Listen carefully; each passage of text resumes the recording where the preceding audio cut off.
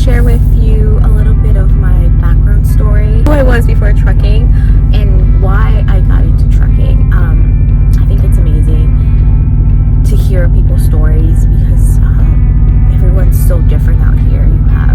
I've known nurses, I've known pilots, helicopter pilots, people who work like in refineries. It's really amazing how they end up in trucking. So I was a pharmacy technician, and I worked for Walgreens before I became a trucker. I worked in Pasadena, California. I was a pharmacy technician for about 6 years, and during those 6 years I worked at the local pharmacy in Pasadena, and then I moved over to specialty, which was dealing with cancer medications, HIVs, things like that. I thought I wanted to move up in the corporate ladder, I guess, and I felt like I had checked all the boxes. I had the experience. I thought I did.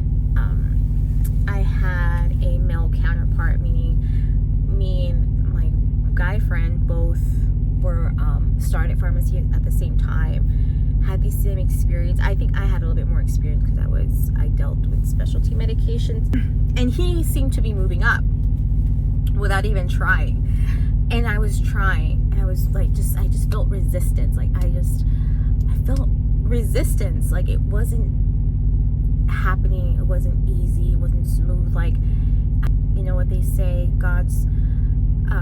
they say rejection is your protection. Well, it was for me because I realized that I was trying to move up in a field that I wasn't happy with, that I didn't even want to like be in. I was just so burnt out. I practically hated people. I couldn't stand people. The people I worked for really weren't happy with their job either. It was just like I needed to get out of that place because I naturally do like people. I am friendly with people, and that job, me being a pharmacy technician and being burnt out, really made me hate people. And that's when I knew. I was like, man, I am a sour person. I am an unhappy person. Unhappy. And that was one. That's where I was. Two, I had met my goals. I had 3 goals I had set, and I had met them in the year of 2021.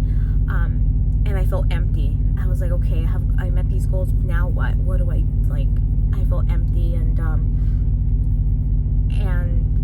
I didn't know what to do with myself. I was like, I was having a crisis. I was like, what is going on?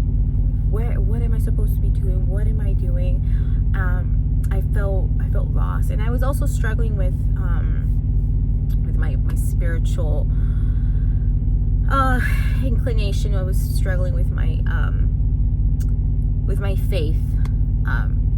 I know everyone has different opinion on it, to each their own, but this is my perspective and what I went through.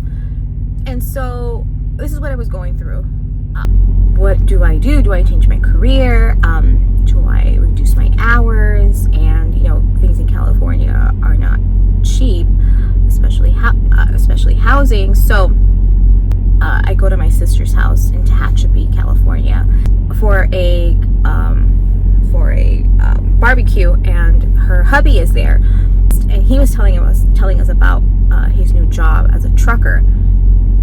And we're like, okay, like that was random. We're like, okay, cool. Like, I was like, all right, cool. I was hanging out with kids. It kind of like went in one ear, went out the other. But little did I know, like mid-October is like, it just dawned on me. I was like, I'm gonna become a trucker, and I just started researching what is a trucker, because he told us that he was a trucker and that he like hauls freight. But I wasn't in the conversation. I was with the kids. And so I'm like looking up on YouTube, like trucking, like what do truckers do? Like I'm oblivious to it. And so I'm like looking at these trucks and these trailers, and I'm like, oh my God, like can I even jump into one of these trucks? Can I even reach the pedals? Because I'm small. I'm pretty short. after a couple of days of like looking at videos, kind of like wrapping my head around what it was and what we do, I finally sent an email out to my company, and I was like, hey, I have a clean record, but I'm short. I'm like 4'11". Is that manageable? Is that doable? And they're like, yeah, no problem, submit your application. So I'm looking down at my notes because I kind of wrote my timeline, because this was a while ago. This was in the tail end of 2021. So on October 13th, I submit my application, and I'm in contact with a recruiter. And then October 27th, I get my drug test, and then I passed that, and we're still, I'm still working at the pharmacy. I was just taking it one step at a time, not knowing if I was going to be accepted or what the requirements were. Like, I was just kind of just threw myself into it. I sent in a copy of my permit and my license. I passed the test the second time. Yeah, the second. And during this time, I've kept this to myself. I've told maybe one person, because I knew that this is a predominantly male job, right? Which is cool, but I know that it just seems dangerous. You're out and on the road, as a female by yourself at truck stops, dark, large truck stops. Like, I knew it was going to get some backlash from my family and friends, and rightfully so. I was set on becoming a trucker. Like, if I passed all the requirements, everything checked out. And so I was like, oh my god, like, I was like, oh shoot, like, I'm gonna go, like, I'm not coming back to California, not come back ever. So I just packed at my place, packed it all up, put it in storage, and just canceled everything, hopped into my 99 4Runner, and hauled ass to Salt Lake City to start CDL school. A week before I was gonna test out, I told my sister when I arrived there. I told my sister, because in case anything happened. Sorry, I got my leg fell asleep. And so